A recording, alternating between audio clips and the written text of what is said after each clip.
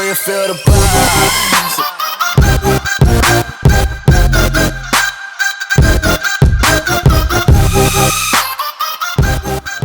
Yeah, so you come off spawn, and then you're fighting for the middle of the map because there's no enemies on our side. If there's an enemy on our side, remember, phase 1 is defense. You want to make sure it's like clear. Yep. But you're in phase 2 because you're fighting for mid-map control, and we're actually winning this numbers game. That guy that you kill at 11:21 is the third guy that dropped down, like Yeah. dead, like we just watched before, and then that fourth guy shows window. But this is the split-second thinking that you should be applying, which is it's all about numbers, right? So you should have noticed that that guy's the third guy. So for the fourth guy, you're just trying to get info on where he is, but really what the split-second decision making comes down to is where you're going to position yourself next. Like, where are you going to be of most fucking value for the rest of your team in situations like this. So a little radar trick is just like you can see teammates on your radar on this position. So you know that you've got 3 at snipe just by that info on the bottom left corner, right? Yeah. So what you want to do is you want to get control. Like, if you're already at snipe, it's not like you want to get control of rocket corner. You're not going to drop down bottom mid and go all the way there. That's just a waste of time, right? You got 3 dead, and the fourth guy's like hurdling in their base. Like, he's challenging, but he'll be hurdling after a couple shots. Yeah. Even if I see that guy like you did, I wouldn't battle him the way you did. You try and like outshoot him. What I would do is just try get as many shots as possible as I'm trying to get away and progress. Like, keep pushing up. Okay. And the positions we want to get to is cave and window, because if you have a teammate in cave, a player like you that's easily catwalk, you can just fly into window like no problem. Mm-hmm. And every guy that you go into will be weak or hiding behind the table trying to angle off the guy in cave, right? Yeah, that makes sense. Vice versa. You don't want to run into window if you don't have the teammate cave. Like, you can, it's risky, it's a ballsy move, and it's definitely like high risk, high reward type play. Mm-hmm. But for a more structured sense, it's like you need your teammate to be in cave first for you to push window, so you can be that. So that's how you should think about it. Like, cave first, we want to get control of cave because you want to get the angle. I remember you were watching it with Ty. You remember Ty's angle, just sitting like low cave, jumping up, getting shots Yes. on? Yeah. Yeah, so that's basically the position you want to get to, just to hold, like, briefly, so you just want to get as many shots as possible from that position, so then you can allow teammates like you, who are full shield, to literally fly in and clean up. And then this comes down to the phase 3 part, which is the split decision, which is why I made you rewind. So if you just fast forward to, and when you're in phase 3, which is where you are right now, phase 3 is all about objective efficiency, meaning you have to, like, to make it efficient of grabbing the flag out and running it, you obviously can't die and you can't be like very weak. Like, you can definitely take and absorb shots as you're grabbing the flag, but the way you execute it is everything. Literally, as soon as you hear like flag taken, become a part of that new play, because it's no longer like fighting for their base if you think about it. Yeah. It's all about escorting, and that doesn't mean you have to hold the guy's fucking hand, but it's about like coming back with the play, because every enemy, like, think about this enemy you're versing. Think about how relevant Jim is to the flag right now. Like, he's not going to stop it no matter what he does. Yeah. So whether you win this battle or lose it, it actually doesn't affect what happens over on our side. Instead, Mitch is the guy who we should be worried about, because he's all the way back at our base, and that's where we want to bring the flag to cap it, obviously.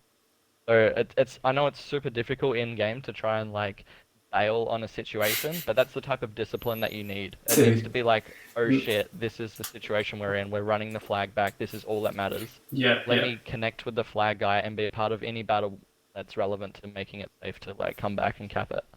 Yeah, like 11:03, if I had have turned around and just gone to window, I would have seen Mitch going through past our objective. Right? Yeah, you would have. So I would have seen him. I would have been able to call out that he's there, and that would have made a huge So there's multiple difference. things that told you. First, there was like you shot him, and then you know that he's like progressing to that side of the map. Like, he could come back, but we have the flag out, so it doesn't even matter. It's such he's doing himself. It's such a close time though as well. Like, like if you look at it, it's a 4 set. Like, so when you say split decision making, you really mean split decision making, because that's like I really mean split decision making. It's like literally the 4 speed seconds in difference. everything. Yeah, the speed is key, dude. Honestly. So, like, obviously, the first mistake here is what we've already talked about. Yep, but then also after here, Yeah. battle this guy, which is pointless, so that's fine. Yeah. Well, it's not, but you know. Yeah, that's the Over that. mistake. And then you look here, which is good. But then you still don't connect back with the flag, so that's why. Yeah, this was the next thing. It's like, what the fuck is that literal 5 second span of time there? Yeah, look at our flag, and you're on the other side of the map. I'm glad that that happened to you, so you can see how irrelevant you being over there is. You getting kills, even if you got 2 kills, it's like doesn't mean anything in the grand scheme of things. And that's why I go up to elbow, because I don't know we're running a flag. Stress is there's 2 minutes into this game, right, and we've had like 2 flag runs, and we haven't gotten either of them back, and you haven't been a part of either of these players. Imagine if you were a part of both of these plays. We could be up 2-0 in 2 minutes. And then that's all you need, especially when you're competing for prize money and shit. You need that type of pressure and that efficiency. Yeah. So at 10 minutes, like you said, you accidentally slip down. You drop down at 9:58 and you can see me, like, the flag, right? Yeah, you can see me on radar. And again, you should have known, like, before this even happened, before you're dropping down. So it's actually not a bad thing if you drop down knowing that there's a guy here. Of course, I know it's unfortunate. Rockets are coming up. I know it's a mistake. But again, realize that it's something that you can force if you know that the flag guy's there. You know what I mean? You want to force shit like this. If your flag guy's taking shots, you don't want to just sit up top. You know, you want to make sure you pressure this guy and absorb, get in front of me and absorb the damage for the flag guy type thing. Yeah, well, I mean, and this the other thing is, I think we did talk about this a little bit when Tyler and I were watching it. Tyler and I both didn't recognize that the flag was at our base, like, because Tyler's still pushing as well. Instead of like, we're both disconnected from the play, which is obviously why you're in the base by yourself. And if you're on a shit team, they're gonna be like, dude, why didn't you come that, man? Come on, bro, call out.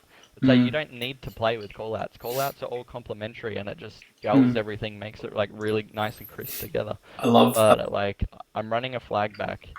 What are you doing? Fucking trying to push up to pull the flag. Like, pull the flag. Alright. That's the honest answer. Hey, that's actually what I was doing in my brain. Well, what about the other time then? What about when you were in their window and the first pull? Like, yeah. I thought, like, in my head, I think at the time I was just trying to be annoying. Like, I was just thinking, yeah. But realize, you can only be annoying if you're relevant. And you have to realize where you are in the play. That makes sense. They instantly realize that Ty's, like, set up another play. Ty's dead. Stay alive on their rocket corner. Get info though. You're not looking at anything, so you have no idea what's happening on the map right now. But if you were looking, you might be able to see 1 or 2. There you go, you saw 2. As you look. Yeah. This is when I ran straight past you. And this is where, look, I literally saw the flag and went, oh, the flag, and completely left you. That's what I want them to do. Yeah. I missed 2 rockets. Back before you peek and challenge. Fine, you can still recover from this play. 10 seconds to sniper rifle. You're doing fine by holding 2, yeah, you're buying lots of time. Good. Perfect, man. Yeah. End up getting re here.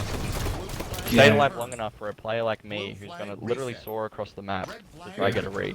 Wait, can we go back for a sec? Because this is something that because he should obviously be seeing you, like, in their flag. Yeah. You can see you there, right? But see, the fact that you soared past him is what he should have already done. Because then you would have met us. No. Yeah. I want to show you as well, like, yeah, he should have just gone straight away, but I want to show you the second when he should have gone. Like, from Ty's point of view, he actually got a good amount of shots on, but none of us were in position to stop it. He needs to recognize that the shots he got, not that they were irrelevant, they were good, because it slows down their run and it puts pressure on them guys, because they're freaking the fuck out, but it's bad because he wasted so much time throwing 2 nades after. I'll show you the exact fucking time.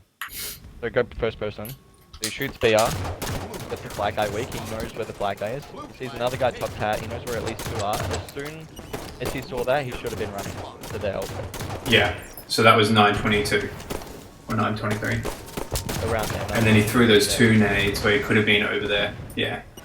So the information in that play was like, okay, I've got good shots on the flag guy. Oh shit, there's another guy top cat. There's at least 2, and then if he could see enough, there was actually a 3rd guy shooting him from BR. Yeah. That whole time. So he would have been like, okay, there's 3 snipe. There's nothing that I can do here, and he's not looking for teammates or anything to see if anyone's going to clean up because there's no service tags whatsoever on that side. Yeah. And I'm still trying to live by myself against the two guys trying to bring the flag back into their base. Exactly, which means he would have been able to help you. You guys probably wouldn't have even gotten a kill, and if you guys did, because you had teamwork there, then that's easy for me. I come in, then we have 3 men literally just soaring at the flag who's fucking flying. We spawn them behind us at elbow, and we're pushing the flag from their flag. And they're scared of our side, obviously. They don't really want to backtrack too much. Yeah. Even if I had just waited that half a second and my shield started coming back, it would have been a different outcome. Yeah, that's exactly what you should have said. Rather than waiting for me to push ahead or something like that, it's more so think about yourself. You need to be full shield before you can try and adapt to any situation. Because you could get to that flag, then all of a sudden you see 2 flying towards you, and you're like, nah, fuck this, I'm out, and then you just thrust back into window and stay alive.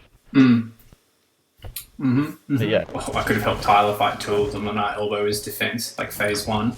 And so I could have done that. I should have done that. Yeah, if you get that info. Blue carrier spotted. Blue flag returned. Blue flag red. And you want to play for rockets because you heard them. Alright. Get over here. Should have naded. Slow down as soon as you get to this point. Yeah. Oh, I did. Oh, that's unfortunate that I got killed from the side there. I had the information though, because... Even just assume, just pretend like there's multiple coming up there Rocket Street fighting for rockets. I always assume people are going to be fighting for a weapon like rockets. See, this is one of those deaths that I talked to you about. I knew there was someone there, and I still climbed it up. I just couldn't do anything. Like, I do it like 2 or 3 times in this game alone, but I do it way too often.